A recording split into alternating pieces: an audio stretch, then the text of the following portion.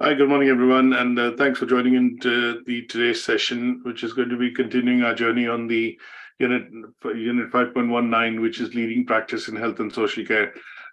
Today, we are going to be discussing the learning outcome 3 in this unit, and the learning outcome 3 actually focuses on being able to lead and manage project or practice and provision within health and social care. So basically, in this particular learning outcome, we're going to be looking at understanding how do you undertake, the process of, let's say, let me rephrase. How do you undertake improvement processes within your organization? Now, this could be within the area of, in general within project management, but because we are looking at studying this in the context of health and social care. So here we will be substituting the word project management with, the practice, the word practice, and also, provision, which is where we look at talking about the health and social care sector in general. So it could be a provision within the health and social care sector,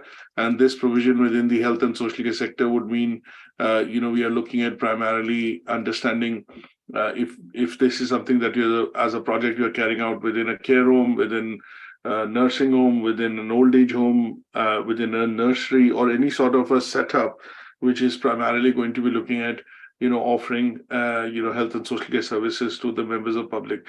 So when we talk about leading practice in health and social care and look at involving the bit of projects, that means how you lead and manage a project where this is where we are going to be looking at focusing on the social care provisions, which would be provisions made by the local authority in terms of exercising, the use of social functions that it uses and it provides.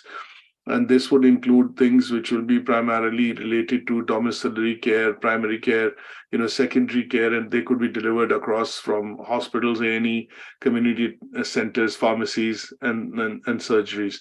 So here, the idea is to understand the approach of how do you look at a particular task, and if it requires a corrective action, how do we undertake the project management techniques or the approach of project management in general to be able to lead and essentially put a corrective action plan in place using policies, procedures which have been laid out in the organization, and they will closely match the policies and procedures which are typically also laid down in terms of legislative framework. And in general about, when we talk about policies, acts, which most organizations have to follow, and then they implement them or incorporate them, let me use the word, by basically looking at including them or incorporating them in their policies and procedures to run the day-to-day activities in providing these health and social care services to the members of public. So the project management approach, and how is that approach, and project management techniques, PMT or project management approach, how they're applied to the health and social care provision when care is being provided by local authority or by authorities which are working in close tandem with the National Health Service to the members of public, is what we are looking at focusing on, learning outcome 3. Now, learning outcome 3 has 4 assessment criteria. We are going to be looking at each of them in a bit more detail. They include obviously contextualizing them in the context of looking at project management, but contextualizing it to health and social care by looking at taking up examples in terms of how we implement the project management techniques while carrying out some of these activities within the health and social care sector. So the first one focuses on critical analysis of components of project. That means here we are going to be looking at understanding how do we define a project and what are the key stages of project management or project management techniques. The second is designing a project plan in line with identified needs and or improvements. So sometimes we take up a small plan or let's say a small project within the organization to look at improvements in a certain area. So the idea here would be to understand what are the techniques involved in project planning, and then how do we look at implementing this within the organization. When you look at, say, for example, a lot of nurses come into the hospital when the shift changes happen. So if the shift changes are not happening smoothly and the handover is taking a lot of time, then maybe the head nurse or the person responsible, during the management of shifts and rotas might come in and, look at the factors which are basically preventing the shift management as a process to happen effectively and quickly, so that not beyond a certain time is not spent on doing the handing taking overs when this shift management actually or when for example shifts change and obviously nurses leaving would hand over let's say uncompleted or unfinished activities to people or nurses who are taking over in the new shift. So this could be, if this transitioning is not happening smoothly, there could be a small project which the head nurse or somebody who's in the management there might recommend, because this is leading to, say for example, wastage of time, resources, and obviously patient complaints. So this could be a small project plan which could be put in place for looking at identifying what are the areas where this problem is occurring, why this is occurring, and how improvements can be made to ensure that the transition during the shift change, which happens very quickly and efficiently. The third assessment criteria we're going to be looking at, we'll go into a bit more detail, but just looking at briefly an overview at this stage. The third assessment criteria would be to look at identifying and justifying appropriate resources. So resources in terms of if you carry out any activities or anything which we plan and enact and essentially do, typically requires resources. These resources could be in the form of administrative resources, financial resources, human resources. So we'll be looking at how projects essentially require resources and what kind of resources can be put in place in order for us to be able to drive the planning of the project and execution of the project.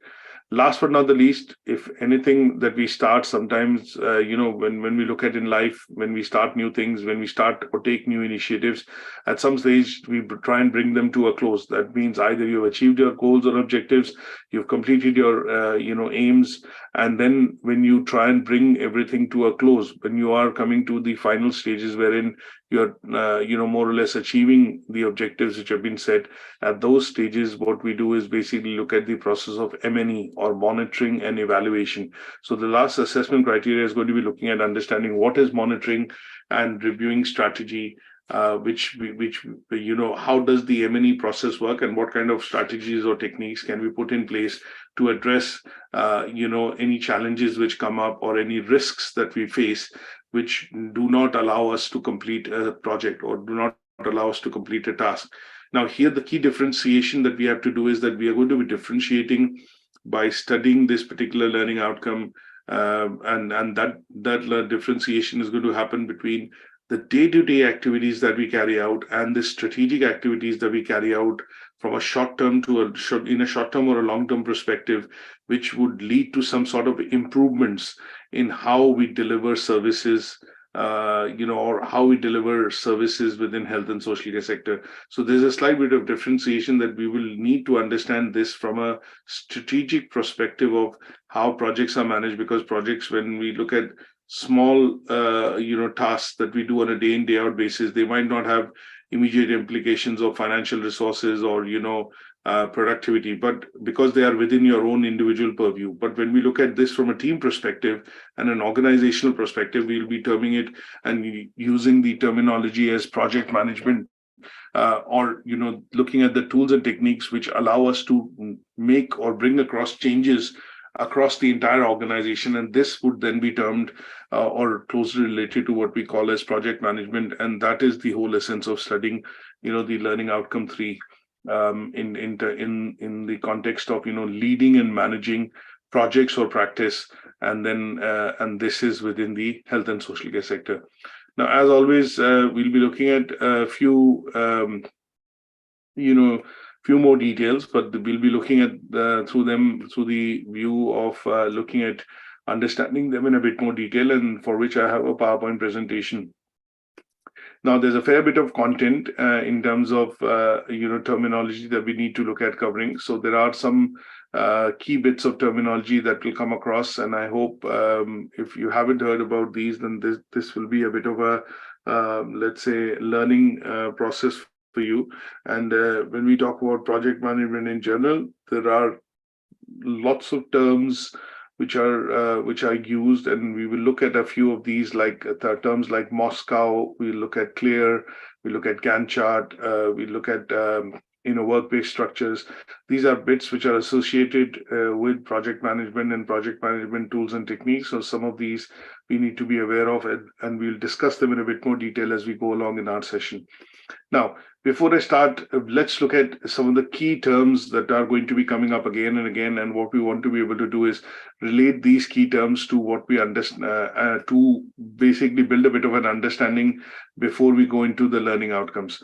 Now, when we talk about what are projects, one in general that I would want to understand is, sometimes when we talk about, talking about a project. Now, so when I talk about a task, and when I talk about a series of tasks, and when I talk about the term project, they're all slightly different in terms of the meaning. So when we talk about a project, the word project itself, it's basically an individual or a collaborative enterprise. That means it is a series of activities which have been carefully planned to be able to achieve a particular aim. So this in general will be the definition of a project. So it is not one activity, it is not a set of activities which different individuals are doing, but it is a set of carefully planned activities which are going to be carried out in order to achieve a particular aim or objective which has been set in the organization. And this also closely relate to this series of activities which are carried out are also very closely related to having an estimate or a forecast, because of the fact that what we also want to be able to do is understand how soon will these be completed, or how and when they will be completed, and what would be the cost or timeline in which these activities are going to be completed, which will allow us to actually achieve the aim. Now, when we talk about an example of a project would be something that you undertake to achieve a particular goal, and that could be an organizational goal. And in this case, a project would be, say, for example, if you're just as a personal example, a project that you are undertaking is you want to run the Manchester 10K marathon. Now, if you're planning to run that 10K marathon, which is the 10-mile marathon or the 40-mile marathon, what you have to do is you have to do a lot of planning, preparation to be able to build physical stamina, endurance, and then you are going to, start undertaking some of the activities which will help you build that stamina. And then slowly and gradually, you would then say that I'm ready to now take part and run in the 10K marathon. Now, these series of activities that you're undertaking in terms of change of diet, maybe doing a bit of practice, building your stamina, building your leg muscles, all these are small steps that you're taking in order to achieve the bigger objective, which is basically running the 10K marathon successfully. And that would be what I would term as what is called a project. Now, a project in the organization could be, if I look at a hospital within the NHS, a new wing of the hospital being built. So it is a construction of or expansion of the hospital which is being done, and that project essentially would involve construction, physical construction. It will also involve, say, for example, a lot of engineers and construction site workers working, and that would mean that the expansion of the hospital with this new wing will allow maybe an increased capacity of, say, 100 beds, or maybe have this particular additional feature or service available to the patients in the local area, and that would be an example of a project. Now, when we talk about projects in healthcare, or healthcare management, or in general, we talk about health and social care. Here we are looking at referring to the organization, planning and execution of a particular project with resources which are being provided, and they would be essentially looking at achieving a particular desired outcome. Now, when we talk about the word, because these three terms, project, or basically practice, and provision are a part and parcel of our learning outcomes. So it says be able to lead and manage project or practice and provision within healthcare. So that's why I'm looking at individually taking these terms to put them into a bit of perspective by looking at their definition at the start. under key terminology.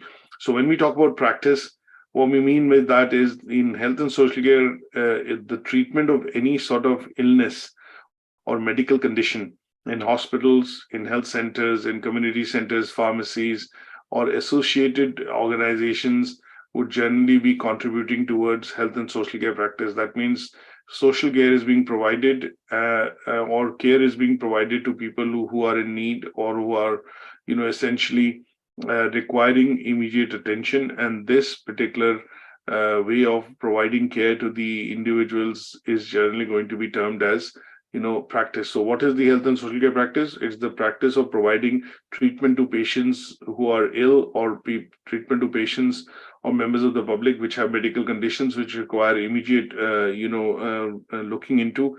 And this provision of or this looking into providing these services to the member of publics or any patient which is terminally ill or ill, whether it requires primary care, secondary care, that would be the aspect of providing health and social care practice, which is basically, that is the provision through which you will provide services, and that will be health and social care practice.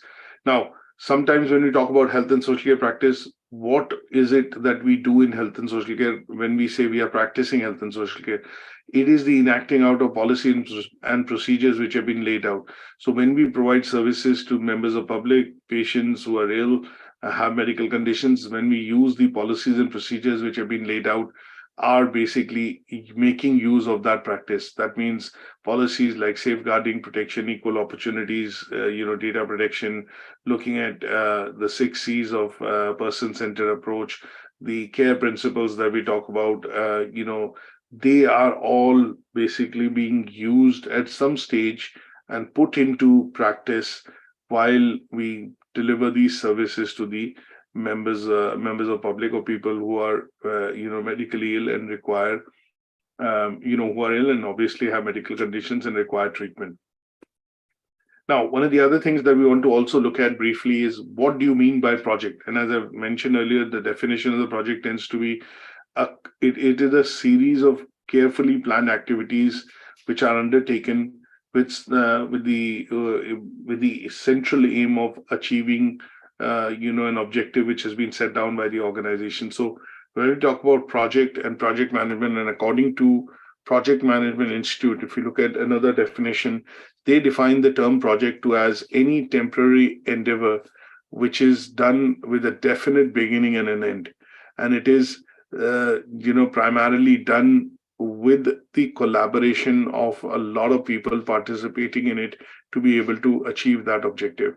So when we talk about what is project, and in general project management in health and social care, we are looking at people who are responsible for planning, delivery, implementation of a new policy or service.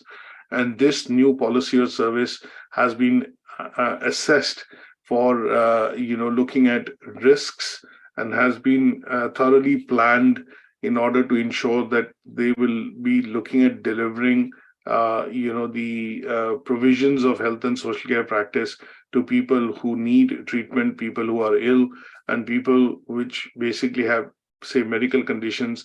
They would be feeling confident by when these policies, procedures, and delivery and planning of the care is being done in a methodic manner, would be termed as a project. So there are lots of different types of projects which the National Health Service or NHS undertakes, and these projects typically require very careful planning.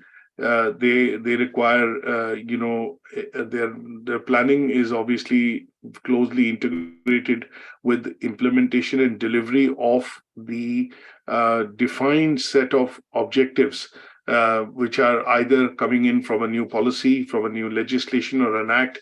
And when they are essentially delivered as planned, then they would, these policies and objectives would essentially help in delivering better services, an integrated care system, and ensuring that people who are ill and have medical conditions are able to receive treatments within the different setups of the National Health Service or NHS.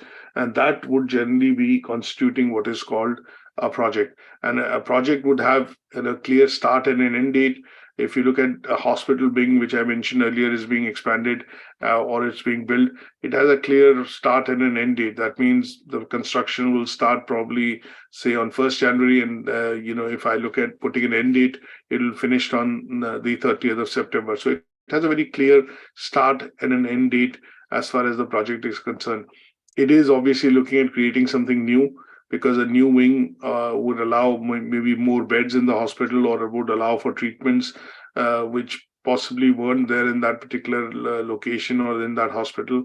And the new wing and the creation of the new wing would allow basically these services to be brought into or brought under the banner of that hospital.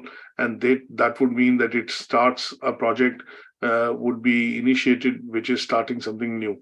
And then when we say it has boundaries, that means there are finite resources which are there. It is not that the construction will go on forever, the money is available forever. There are finite resources which have been sanctioned by the local authority, the government, and that would mean that, the project, even if it's the expansion of the wing, would have a certain boundary or a cutoff date, which will allow these things to be completed. And then this expansion of the hospital is not business as usual. It is not something which will happen, time and again. This is a series of activities which have been planned, which have been budgeted for. It has been approved. It has been signed off by the local authority and the key members within, or for example, within the ministry. And this expansion would have been approved. And this would happen maybe once in 20 years, once in 30 years. And that is why this is not business as usual. So that is where it differentiates, that when we undertake projects, when we undertake something which is related to a series of activities which are carefully planned to be able to achieve a particular aim or objective, they are not day-to-day activities. They are not regular day-to-day activities. They are going to be activities which are going to be carried out with the singular objective of achieving something, and then making that provision, making this new wing would be a provision which would allow new treatments to be done in the hospital in that particular location, which weren't previously there, and patients would have to be referred to nearby locations to go and get treatments done.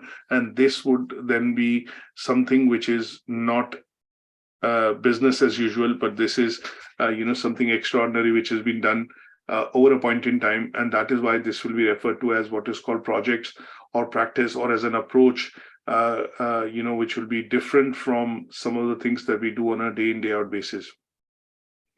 Now, any questions at this stage, please feel free to ask me so that we can continue to discuss some of the assessment criteria.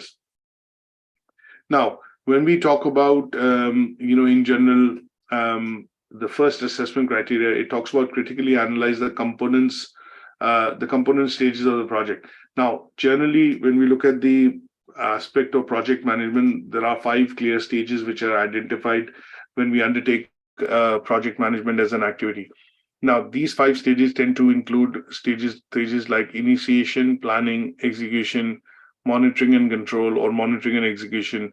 And then, in the final stage tends to be the closure stage. That means when you try and bring projects to a close, when you try and complete some of the activities which with the intent wherein the project was started. Now, these 5 activities sometimes overlap because you might start the process of initiation, which is basically looking at planning of the project. That would basically mean getting sponsorship from an executive sponsor, getting approvals in place. But at the same time, you would also see that some of the other phases of the project begin to start. That means that is where the overlap would happen. But that does not mean that one stage needs to be finished before the second can be started. Sometimes you would see that these stages are concurrently started, and you would see that they overlap because there are areas in planning which would generally be extending towards the start and to the mid and towards the end of the project. So this is where you would be looking at, the phases of the project would kind of say overlap. And this is what we call, the project life cycle. So when we talk about a project life cycle, we basically here mean that the sequence in which these phases will allow the project to progress. would be termed as, a project life cycle. So the initiation phase would lead to the planning phase, would lead to the execution, would lead to monitoring and control, and finally to the closure.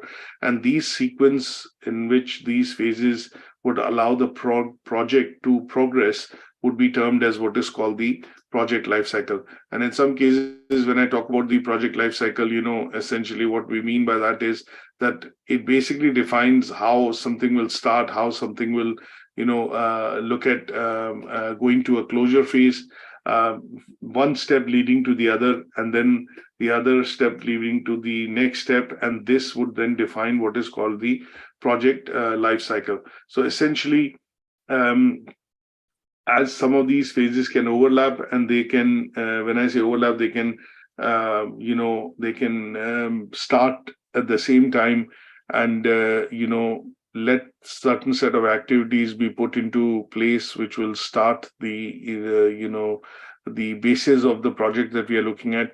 And that, if defined as a process of overlapping and interconnected, activities, would then be termed as what is called the project life cycle.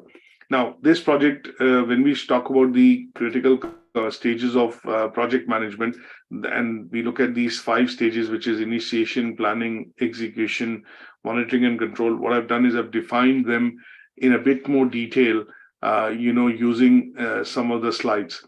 And this, which I've done, is primarily looking at the option of understanding some of these from a point of view of, what each of this phase or planning side of things brings into when we talk about, stages of project and project management. So when we look at starting a project, officially, when you look at starting this project, you would look at officially starting this project by looking at, essentially getting, let's say, a mandate or an approval.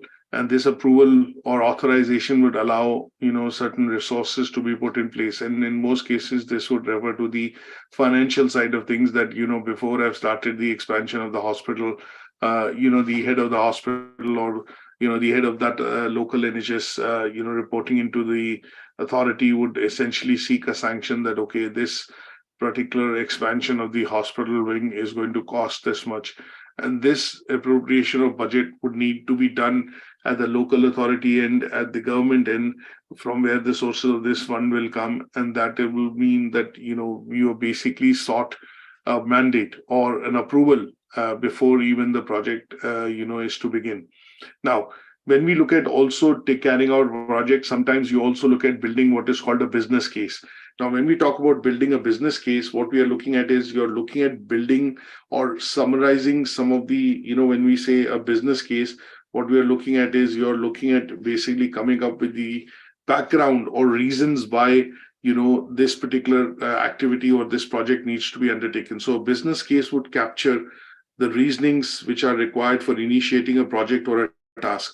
And it is often represented as a well-structured, thought-out plan or a written document.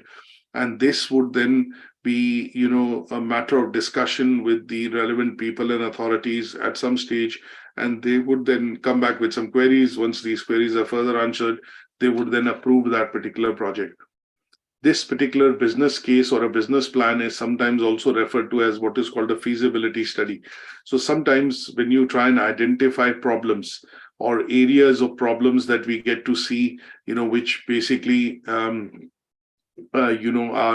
required, to be, say, for example, completed, or which are creating problems within the day-to-day working of the organization, then in those cases, sometimes they're identified under a feasibility study, and evaluating these problems and determining how they can be solved in the long term by creating or undertaking a project will also be something which is done when we look at feasibility study. And a simple example of this I would give you is that if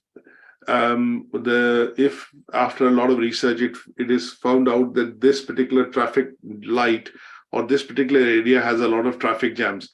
Now, in order to reduce the congestion of traffic in that area, the local authorities might look at undertaking a feasibility study or a study to understand, what are the peak hours in which the traffic peaks in this area, and what leads to the congestion, and what time does it take for the congestion to clear out. Now, in order to solve that as a problem, the reason of doing that research is that they are looking at coming out with solutions in terms of how this congestion of traffic can be resolved in this particular area. Now, if they decide to build a flyover, or a flyover essentially, not a flyover essentially, to do away with reducing the traffic congestion in that area, then they would be looking at carrying out what is called a feasibility study. And this feasibility study would look at costings, times to be able to construct, how long will it take, how will it benefit, and this particular undertaking of detailing to understand why the problem is occurring, how the problem can be solved, and what will it take to solve the problem, say building the flyover, essentially would be an example of what is called a feasibility study. Now, when we look at undertaking a project and we look at looking at creating documentation in terms of understanding some of the reasons of why this is done, this basically tends to be what is called the initiation stage. And in this initiation stage, we create what is called a PID, which is project initiation document. And this project initiation document can include a number of activities that you do in terms of building a business case, defining the scope and the size of the project, who is going to be involved in the project overall, in terms of who, when, why, where, when, where. These are the basic questions that you will answer.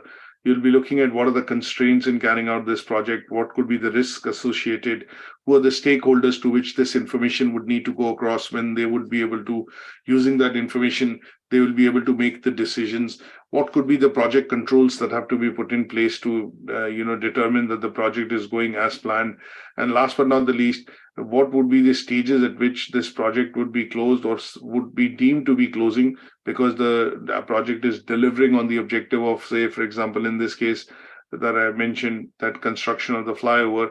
And when it is coming to a close, the idea would be to start to look back and then recap on some of the things which have been done in the project, and they would be a part and parcel of how the project has processed, how it is progressed as we've gone along, and has it met the objectives. And that would be all a part and parcel of initiation stage. Then the second stage is about definition and planning, where we look at putting into place two specific objectives. One is called the SMART method. So when we look at defining objectives, we look at undertaking objectives which are going to be using the terminology SMART. That means the objectives are specific, they are measurable, they're achievable, realistic, and time-bound. And there's another template that we use sometimes to differentiate why these objectives and how they are put into place while carrying out this project.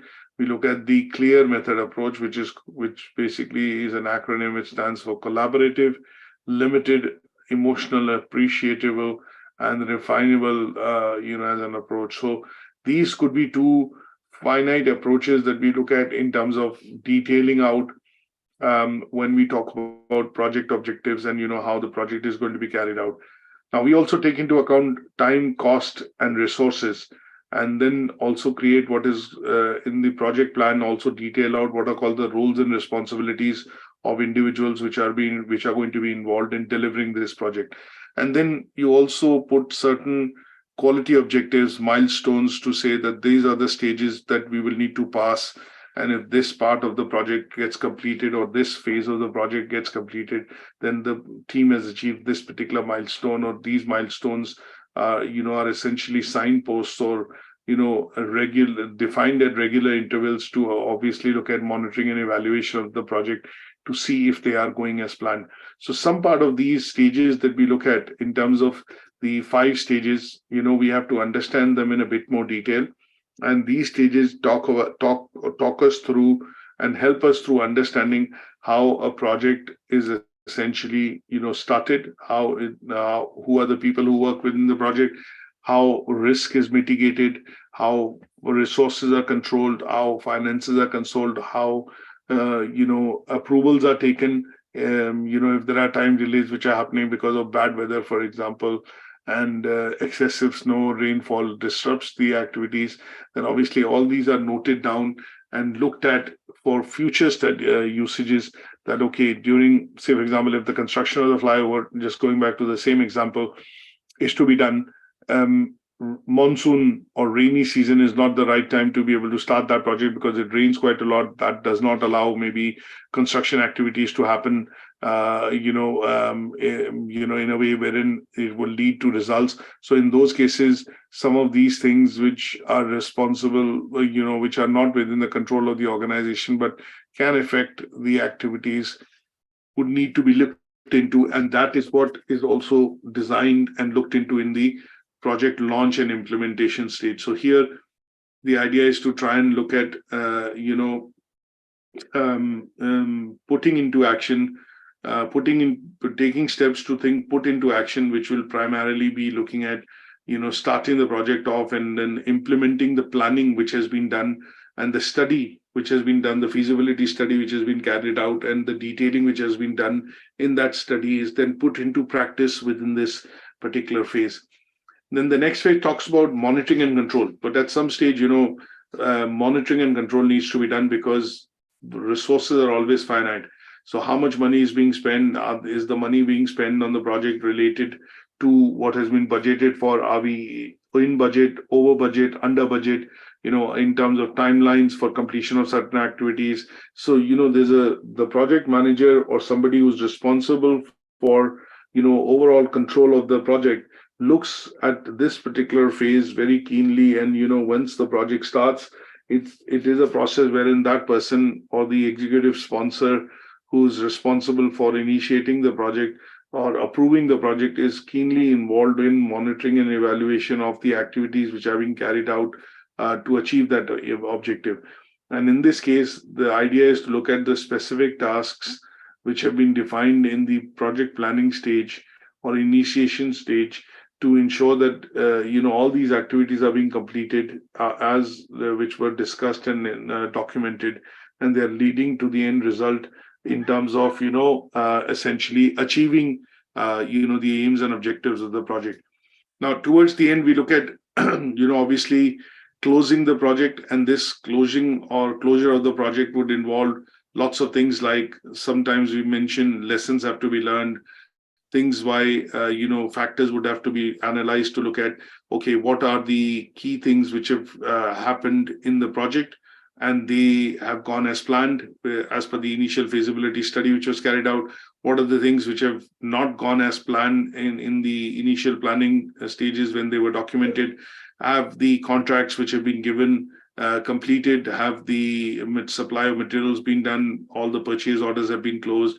Sometimes you look at other nitty-gritties which are related to contracts which have been issued, looking at removing certain, say for example, let's say temporary provisions which were put in place while the project was being carried out, if there were restrictions which were being put. So all these have to be lifted, carefully considered in order to close the project and then hand over this to the relevant authorities to take it forward. And an example that I would give and refer to back again is that when when the construction of the hospital expansion happened and the new wing was being created, at some stage this wing is going to be completed and then handed back to the hospital authorities in administration and operations by making sure that this was the plan and this is how the construction has gone and it has delivered the expansion in the same way as it was asked for.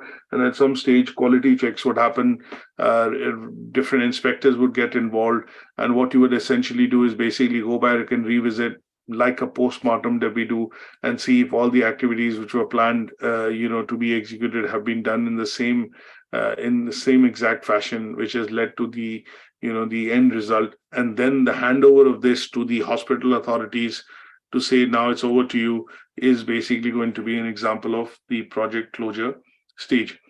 Now, 2 or 3 things which we also look at when we talk about essentially stages of project and project management and components or stages of project, essentially we also look at need analysis. There is something called training need analysis, or TNA, when we look at learning and development. But in the case of project management, we call them as need analysis. And here the idea is we need to be able to understand what are the gap areas and why this project is being undertaken, why this improvement or this particular activity is being undertaken to look at improvements.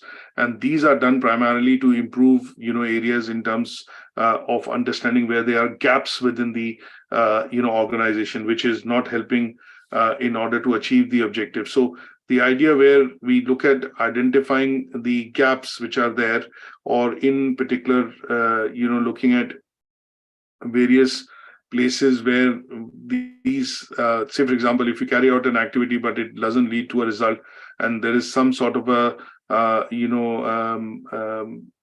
let's say a gap in the process, then those have to be identified, and that is normally done through needs analysis. So here the idea is to look at streamlining a process, rewriting a policy or a procedure which will allow the end results to be achieved as what are planned.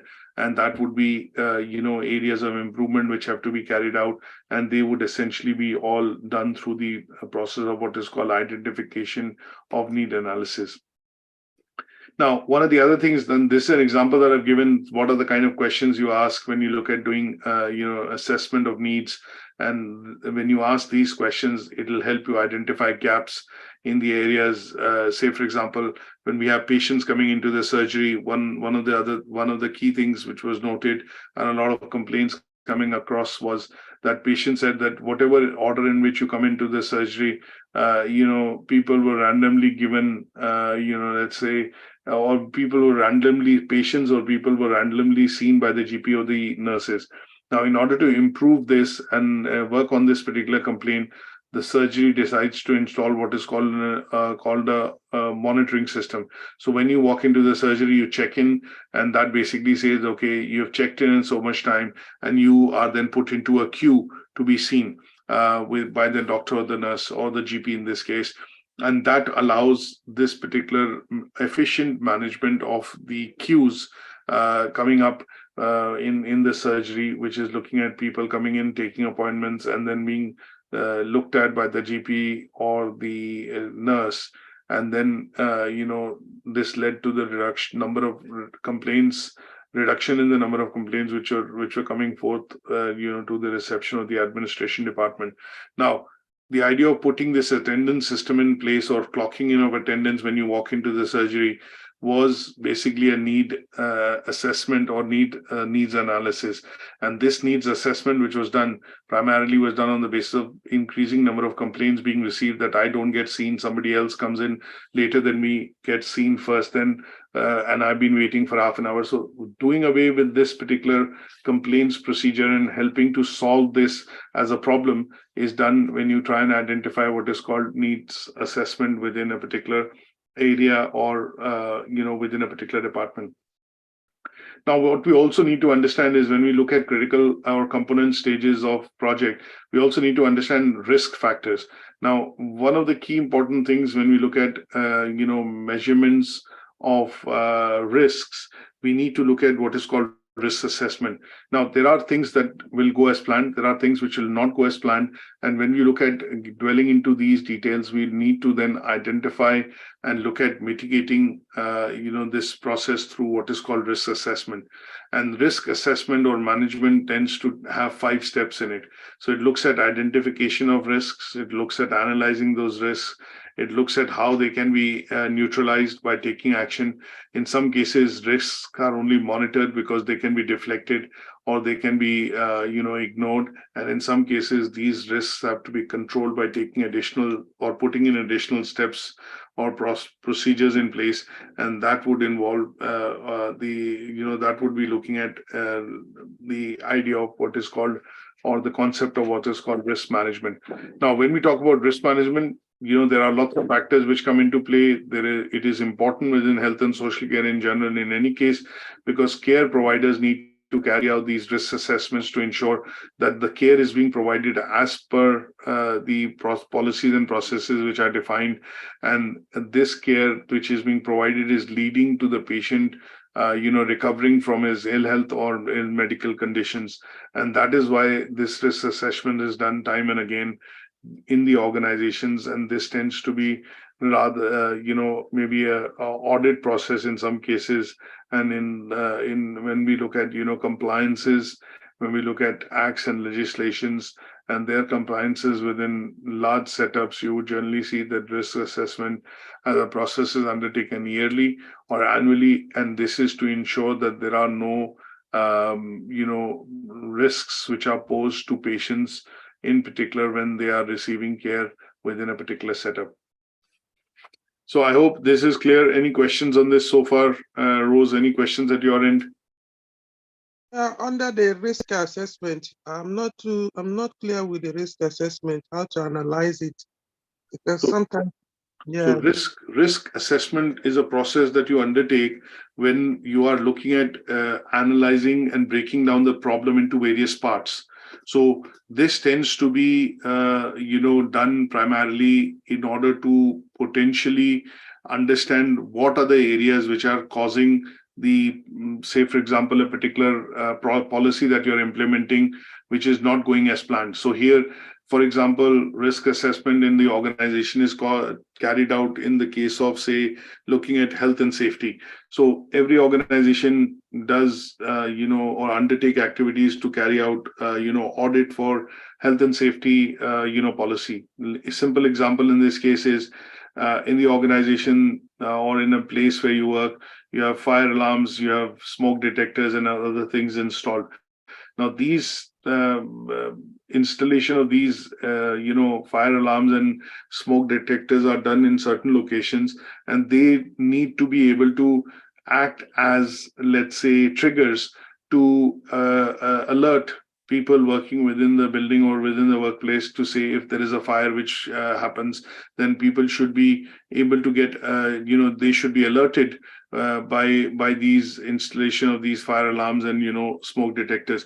Now, in order to understand that what could be the potential areas wherein fire could originate, or this particular incident could happen, is basically going to be risk assessed by the health and safety inspector. So they would look at going into the building, they would carry out, an audit to see if there are places where risk causes, or, where there could be a risk to injury or slippages which could happen, which could create hazards for patients or staff or, service contractors which are working within that building. And they would carry out this whole process of going into the building to look at whether the place is safe for work, whether it's a safe place which is safe without any hazards. And these hazards, if at all they are there, are they likely to cause any harm to employees, staff, visitors, members of the public? They would then be done using a process called risk assessment. And this risk assessment is divided into 5 parts. And these 5 parts primarily would be looking at, they going with a magnifying glass, carefully looking at identifying hazards first within the building. They would then look at assessing the risks which could be caused by these hazards. Then at some stage, if they feel that, there is not adequate provision here, and this could lead to, for example, a slip, trip or fall because the staircases are too narrow in certain places, they would then assess the risk in terms of what could be the percentage or what could be the reasons if somebody takes a fall, and what are the chances of somebody taking a fall.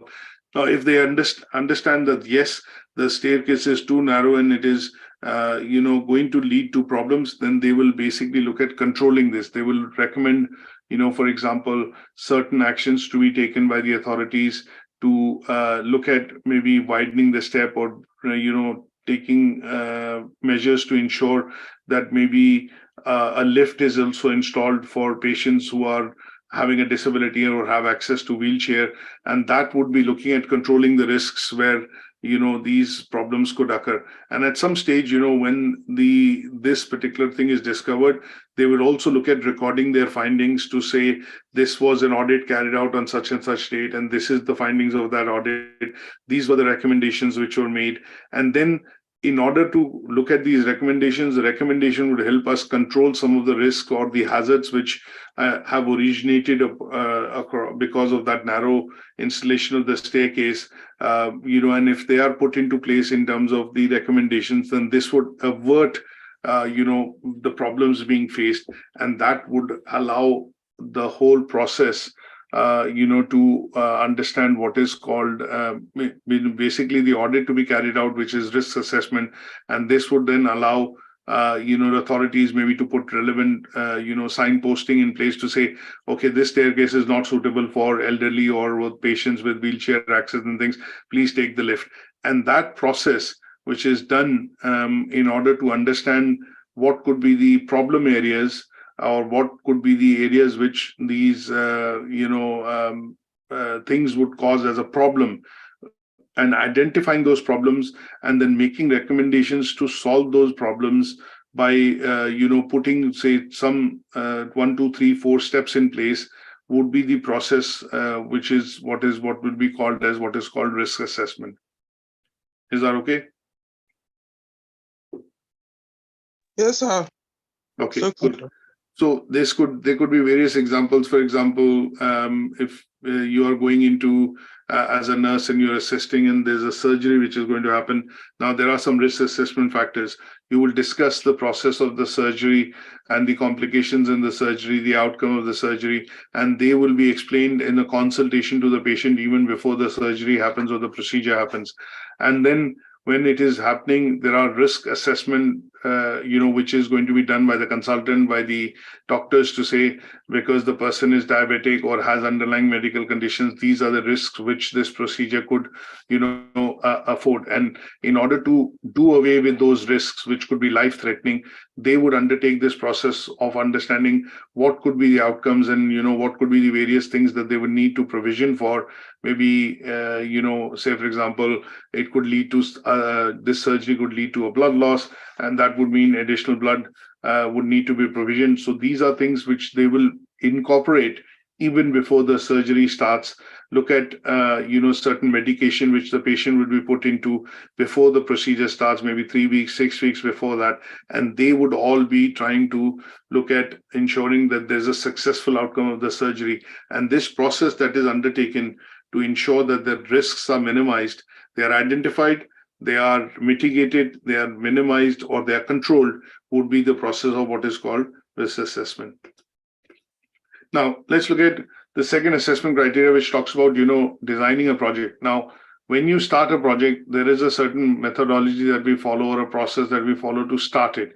So what we want to be able to understand here is that you would, in this task, need to design a project. That means you would need to look at undertaking some sort of a process to be able to create and design let's say undertake a project that would basically be looking at identifying certain needs and improvements within your own organization.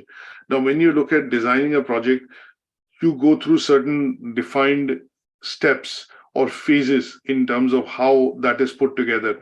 Now, that is something which is termed as what is called the project design cycle. So you understand what are the goals and objectives, which is called, and the reason why you put these goals and objectives is to try and understand what is the situation, why is it causing, what problems are being caused because of this situation, and how would you go about solving this problem. So that tends to be what is called the situation analysis to help you set up the goal. Now, at some stage, when you start design of the project, you are going to be looking at what are the aims and objectives, what are the risks, what are the constraints, there will be some assumptions that you will make in terms of the resources available, finances available. So they would all be a part and parcel of, putting together a schema or an outline of how you would go about carrying out these activities. And that in general would essentially be, the essence of a design. Now, if I give you a simple example, that today, if you're with your family, maybe just looking at a very generic example, you and your family are deciding to go down to London to celebrate Christmas. Now, when you look at doing this planning, you're going to come up with some sort of a design, a series of activities, one after the other, that you will primarily undertake, which will help you, go and spend Christmas in London. So things like whether you'll travel by train, bus, airline or, drive, take a flight or drive, is the mode of transport. So you're looking at mentally putting this particular, activity into a design, that how many people are from the family going, how much are you going to spend, what places are you going to visit, how are you going to do in terms of your mode of travel. When you are in London, how would you travel? Will it be the tube, the taxis? Would it be, areas that are close by wherein you'll go walking? Then at some stage, you look at which places you will go and visit, who all, and how much time would you spend. So all these things that you look at already, trying to put this plan in place of spending your Christmas in London, is essentially nothing but, you undertaking a specific small project, and you're designing this project in terms of putting the cost together, looking at the timeline, looking at where will you stay, places where you go, how would you travel. And this particular part that you do as an activity within your family, or with the discussion with the members within your family, would essentially be the design or the planning stage of the project. You have not gone to London yet, you're still in Manchester, but at some stage, the part that you look at in terms of putting this together as a set of activities which will happen one after the other, and then everybody agrees to those, taking part in those activities, would be essentially, part and parcel of what is called the project design. Now, when you put this together, you're looking at taking into account resources, you're taking into account modes of travel. And when I look at this in a context of health and social care, sometimes when you look at, putting a project in place or starting a project to make a corrective action plan, you would be looking at, availability of resources in terms of people who would be participating in that project, what their roles and responsibilities will be, how they will be looking at helping you complete certain activities. And once these certain activities are completed and implemented as per what has been defined in your project plan, that would help you achieve that, a particular objective for which you've undertaken this project. Now, an example of this that I would give is, for example, when we talk about person-centered care, because we need to talk about designing a project in line with identified needs and improvement. We need to do it physically, we need to do it. So here, that is why I've taken a practical example, is that when, say, for example, the Mental Care Act was enacted, there were changes which were brought across in person-centered care. The 6 principles of person-centered care and how we go about providing care to the patient, there was a slight bit of change which was brought across in terms of delivery of this care when the Mental Care Act was introduced. Now, this meant that there was a requirement to shift some of the traditional models of care being used to adapt to the implementation of the Mental Care Act. Now, this was done primarily to understand that we need to make these improvements. We need to make some improvements, or we need to make changes in some of the processes when this care is delivered to patients which are covered under the Mental Care Act or the MCA. So these changes which have been brought across in the person-centered approach, when we are dealing with patients which are which require additional help, then these changes which were introduced and implemented were identified as a project plan.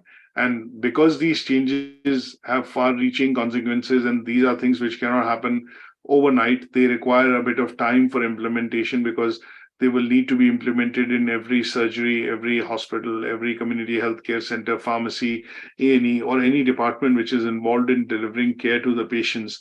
This happened over a point in time, and this required careful planning and implementation, the steps to which were identified in the designing of the project, how the traditional model of care and planning of using the person-centered approach would be changed gradually over a point in time to incorporate and let's say incorporate people receiving care under the Mental Care Act was introduced. And this is an example of project design.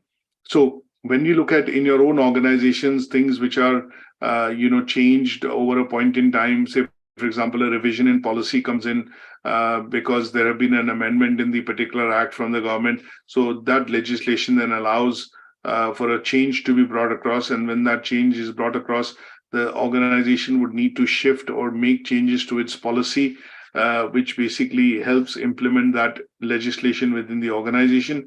That would be done through what is called a project plan, and that would require, some sort of planning, need identification, and improvement to be done in order to maintain compliance with, say, CQC's requirement, or in some cases requirement with the legislation which the government has introduced, say, for example, for a care home.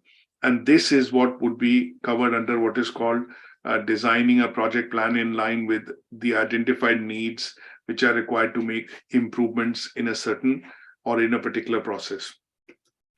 Now, the next assessment criteria talks about we understanding certain key terminology. It talks about identifying and justifying appropriate resources for the project.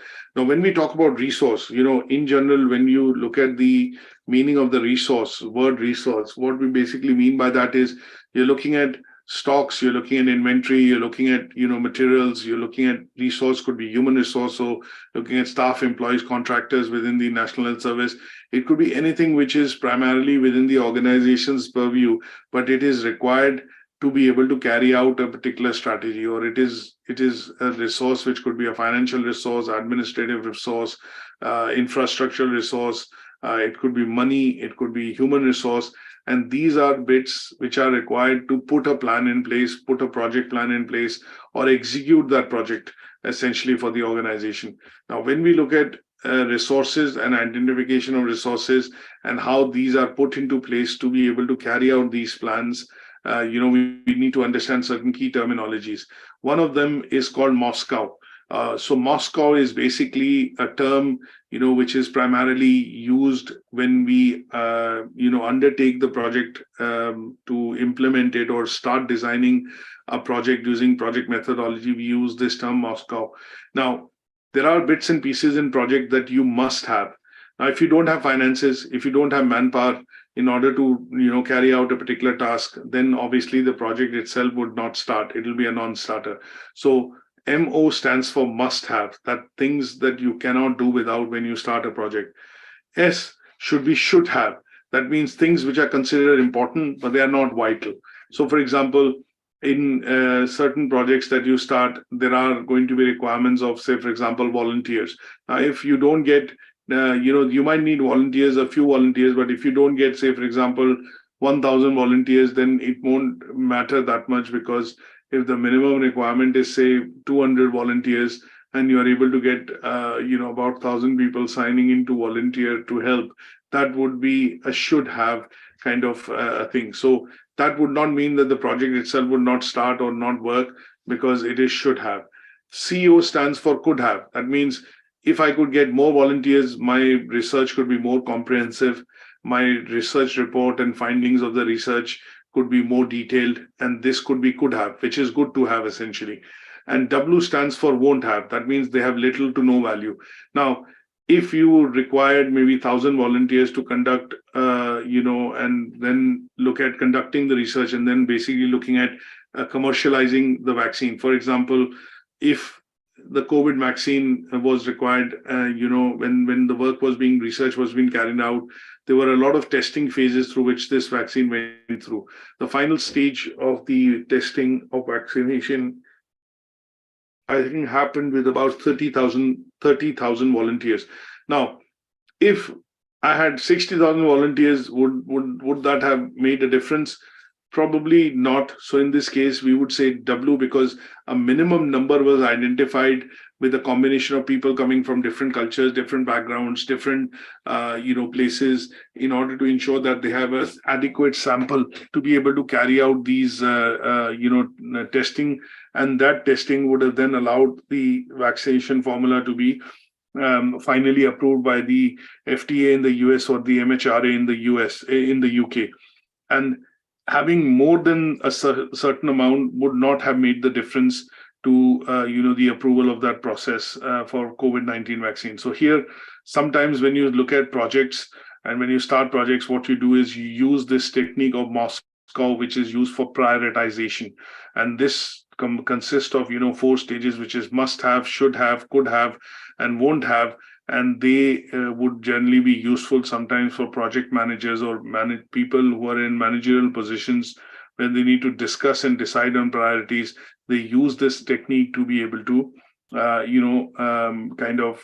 decide on how and what is to be prioritized. The second thing that we want to understand as a key terminology in this assessment criteria is when we look at identification of resources, we look at the Elbeck and Thomas's 10-step factor model. Now, what they did was they approached the process of project management, and they said there are lots of tools and techniques required to work on these projects. Sometimes when organizations and individuals take them, but they said that you need to follow an approach which basically simplifies matters and helps in identification of what is called critical issues by project managers. Now, if we want to get to the crux of the problem, we need to be able to follow a process or a set of processes to be able to quickly get down to the problem. And once we know the problem, then we can effectively look at putting a plan in place to solve that problem or mitigate that risk, or, for example, avoid that risk. So they came up with a plan of what is called the 10-step platform, or 10 success factors, which allow managers and people within management to simplify matters by identifying critical issues which need to be addressed in order to solve those problems. And these 10 factors that they proposed were quite straightforward as a checklist, which can be taken into account when project planning and is undertaken. That means when you're trying to create a business case and doing a feasibility, undertaking a feasibility study, and they then can be used as 10 factors to decide whether this project is going to be successful or not, whether this project is implementable or not. And that is what these 10 factors is that they came up with when they proposed the requirements of how to evaluate a successful project. So they are called the Elbeck's and Thomas's successful project requirements. And these 10 factors basically help you identify and differentiate the key activities that you do or carry out in a project from the day-to-day activities that you carry out when you execute your job role or your responsibility. The third part that we want to understand when we look at resources and justification and identification of resources, what is required, how much money is required, how many people are required. We also look at what is called a timeline. And a timeline is normally created using what is called a Gantt chart. Now, this particular term was introduced by Henry Gantt, an American mechanical engineer who was also a management consultant, and he designed a diagram which basically depicts the timeline of activities when they are carried out in a particular chart manner. So this particular chart, which is produced primarily, is called what is called the Gantt chart, and rightfully named after Henry Gantt. This basically helps you in identifying the different phases of the project lifecycle, how long each phase will run. So planning stage would last 1 week, 2 week, 3 week, 10 week, 1 year. How long would the initiation stage last, or the execution stage last, or the closing stage would last? They are basically all defined using what is called the timeline. And this timeline is basically defined as defined using what is called, or created using what is called the Gantt chart. And as an example, I have put across a small Gantt chart here. If you undertake a research, and the research you're going to undertake is going to be done in, say, 5 different phases of looking at introduction, rationale, aims and objectives. You look at then doing literature review, you design a research methodology, you undertake now data collection, which is done through questionnaire surveys. You do your findings, then present those findings and recommendations towards the end.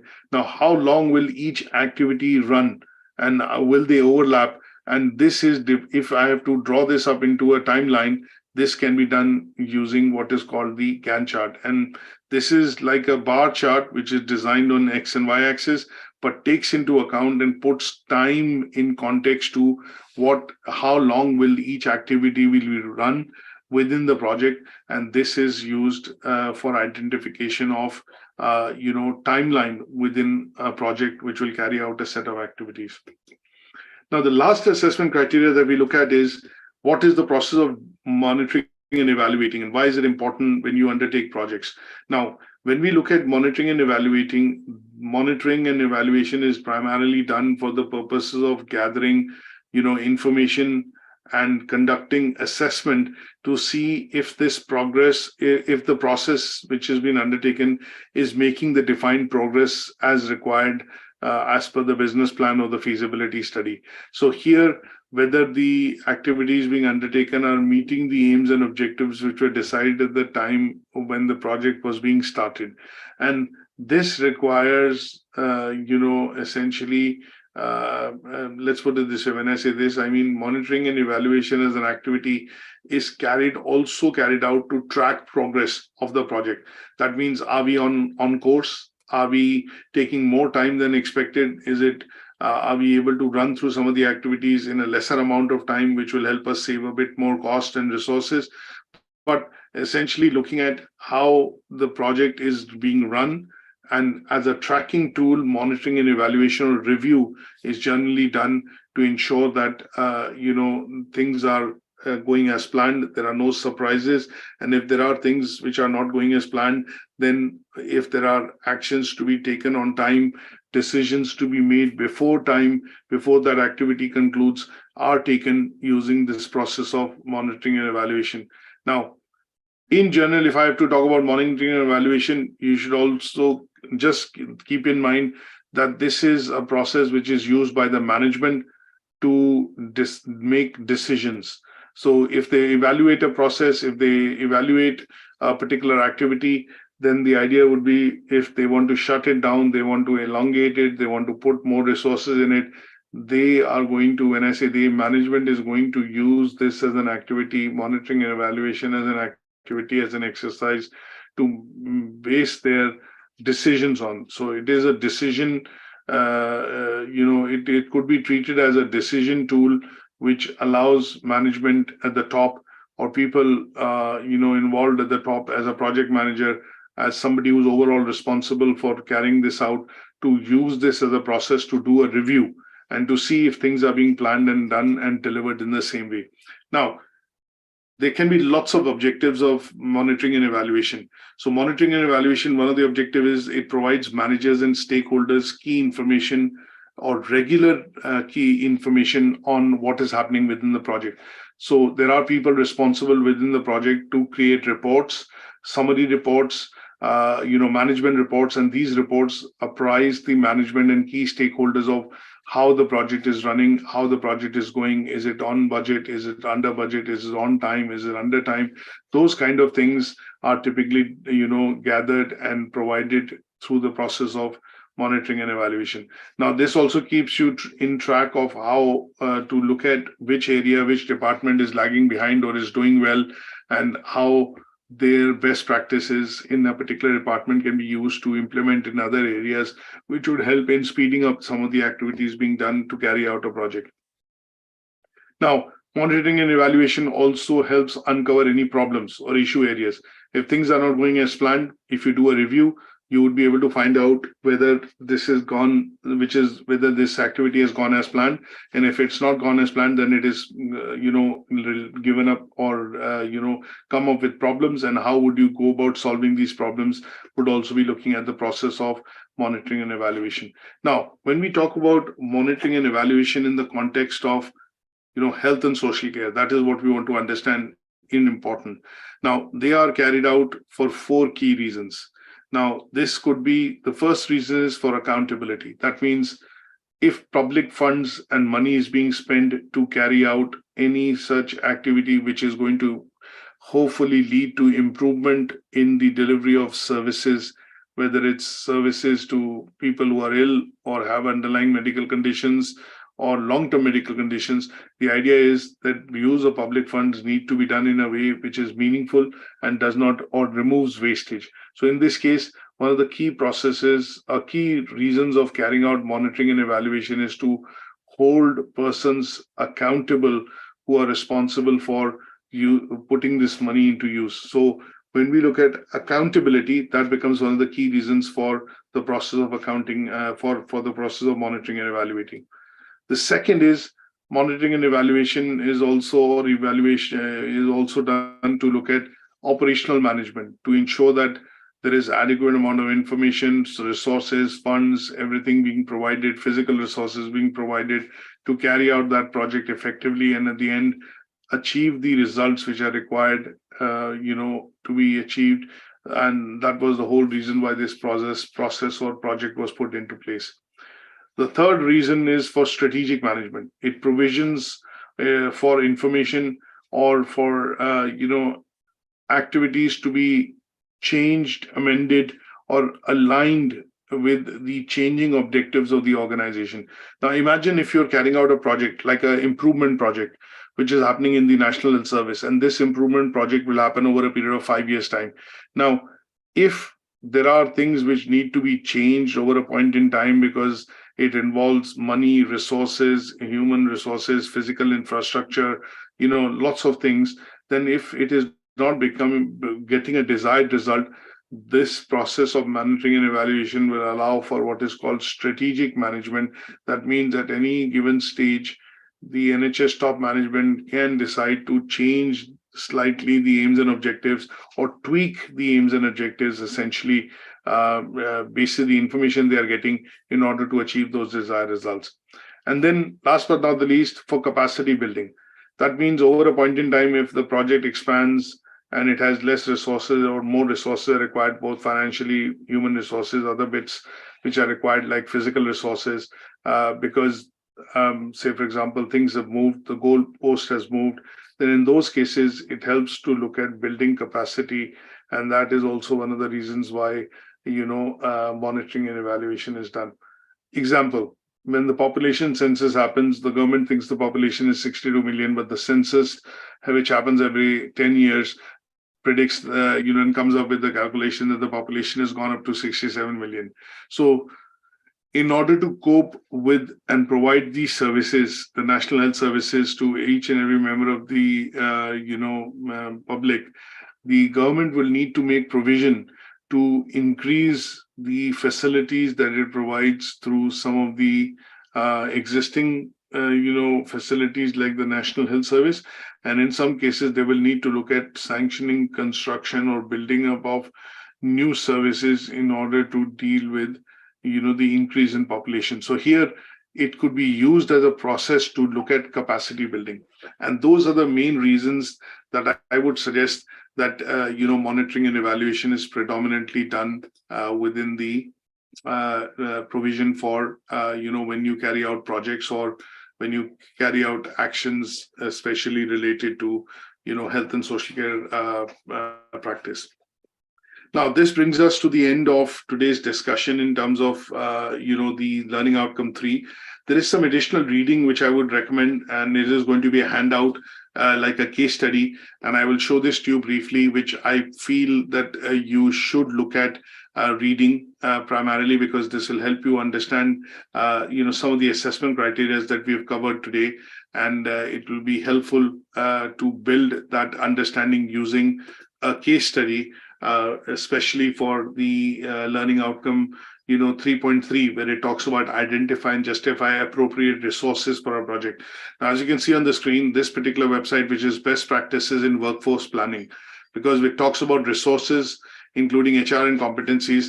This is what I would suggest that you need to look at. Maybe look at one particular study like student paramedic program, or developing a bottoms-up workforce plan, and that would help you understand how justification of resources is done when a project is undertaken. So identifying and justification of resources using reading some of the case studies would be useful for you to understand what we've covered today. So a 10-minute read in this case, and I would probably upload this as a particular case study along with the presentation of Learning Outcome 3, and I will name this as case study so that it's easy for you to identify when you are looking at this on Moodle. So any questions at this stage now for today's session?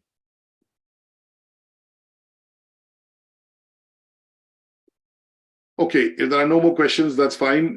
We are going to be discussing our learning outcome 4 tomorrow at the same time at 9 a.m. So if you think of any up until that time, please feel free to drop me an email, or when we cover learning outcome 4, we'll do a quick recap of what we've